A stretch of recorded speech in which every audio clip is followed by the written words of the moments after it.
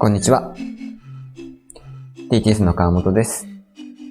今回は物理エンジンの基礎第2弾で自由落下を詳しく見ていきます。応用では学校の授業で教わる運動計算との違いについて考えてみます。よろしくお願いします。早速体験です。今回もブレンダーを使います。宙に行く2つの球を書きます。左側の球は半径1メートルのまま、デフォルト設定の 1kg の物理特性を与えます。右側の球は大きさを大きくして、左側の10倍の 10kg の物理特性を与えます。では落下させてみます。結果を予想しながらご覧ください。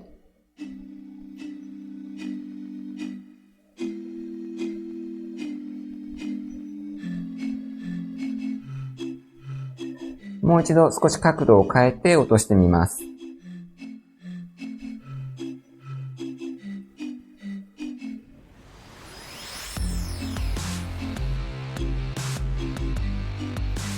2つの球は同じ速さで落ちました。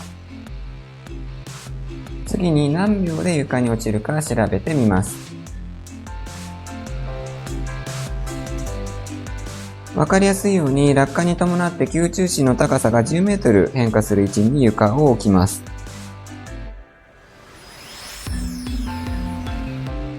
さらに床と球に物理特性を与えていきます。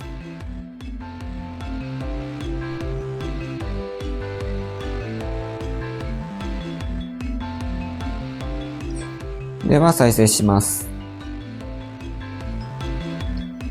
おおよそ1秒くらいで落ちましたが、もう少しちゃんと調べたいところです。ブレンダーはアニメで動いていますので、何フレームで落ちたかを調べれば時間を知ることができます。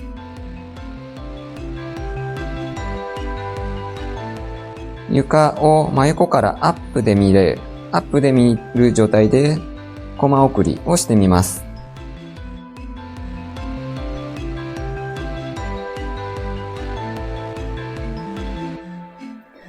36フレーム目で落ちています。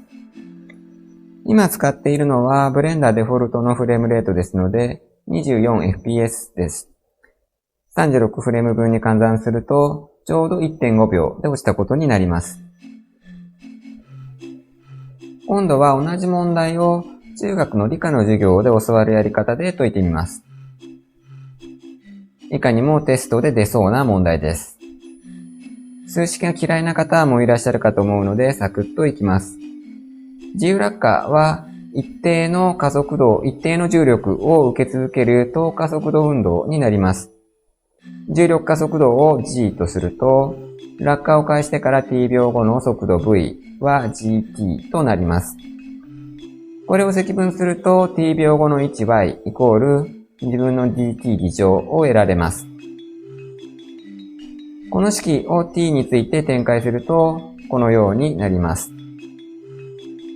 少しだけ我慢して数式を見てみると、重さを表す m が含まれていません。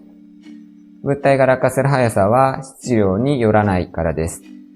ガリレオ・ガリレイが発見した古典力学の基本原理になります。先ほどご覧いただいたブレンダーの2つの球の落下は、この法則に従っていることがわかります。では最後に y イコール10メートル、g イコール 9.80665 メートルパーセック事乗を代入してみます。球が床に落ちるまでの時間 t イコール 1.428 秒と求まりました。0.07 秒ほどブレンダーよりも早く落ちる計算ですが、おおよそ一致しました。ここから応用です。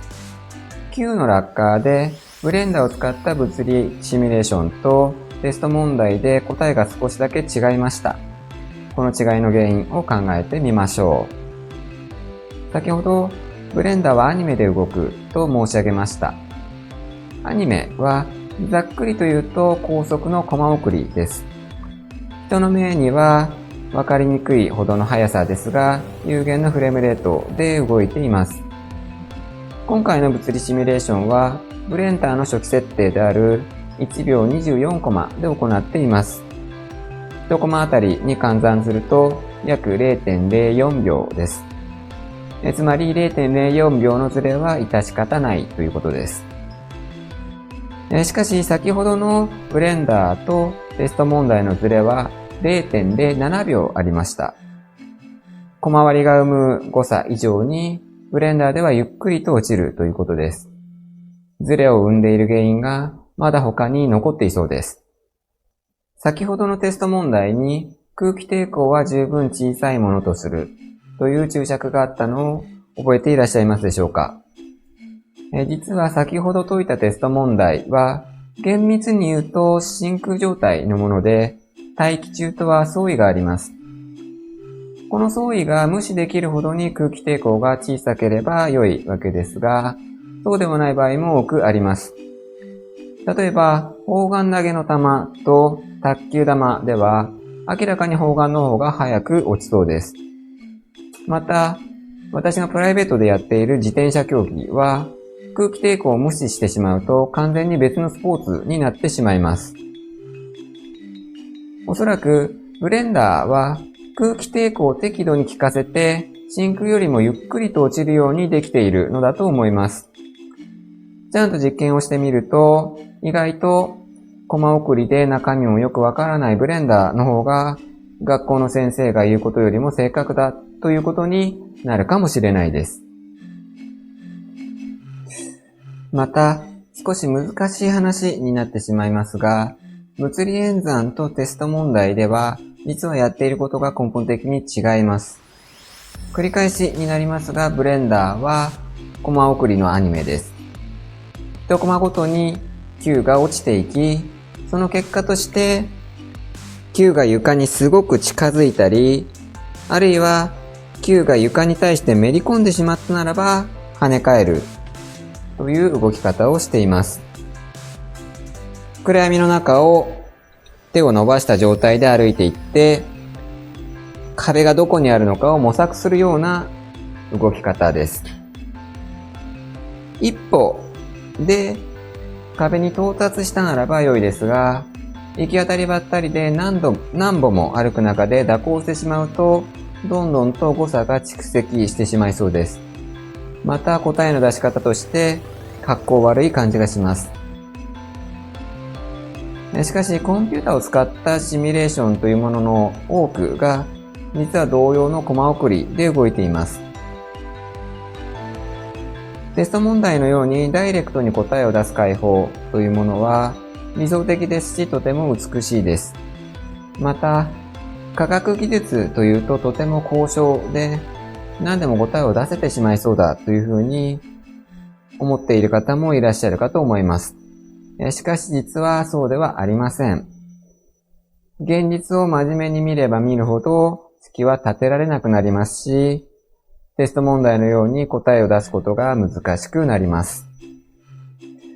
はい、というところで、実はブレンダーとテスト問題のどちらが正しいかとか、正確かという話をするのはとても難しいし、ある意味無意味なところがあります。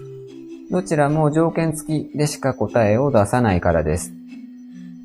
物理演算に限らないことですが、あらゆる条件で正しい答えを出す式やソフトウェアというものは存在しません。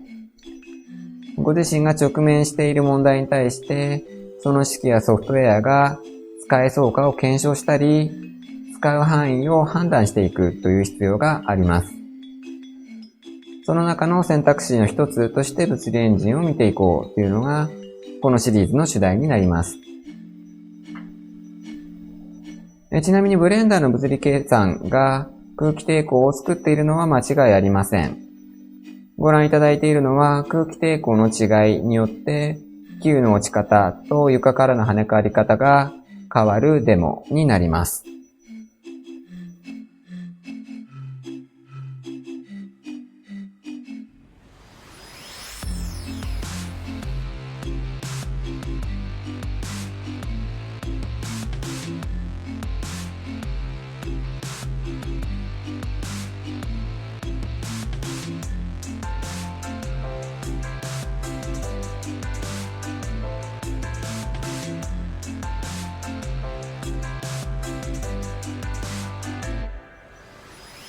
この動画では自由落下を題材に物理演算の動き方について解説させていただきました。